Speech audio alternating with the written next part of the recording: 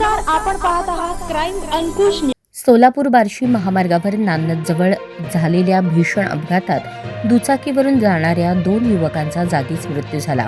ST बसला दुचाकीने दिलेल्या जोरदार धडकेत दोघांचा जागीच मृत्यू झाल्याची प्राथमिक माहिती मिळत आहे. घटनास्थळावरून मिळालेल्या माहितीनुसार दुचाकी भरधाव वेगात असताना समोरून येणाऱ्या एसटी बसला तिने जोरदार धडक दिली. धडक इतकी भीषण होती की दुचाकीचा चक्काचूर झाला असून दोन्ही युवकांचा जागीच मृत्यू झाला. अपघातानंतर महामार्गावरील वाहतूक काही काळ विस्कळीत झाली होती.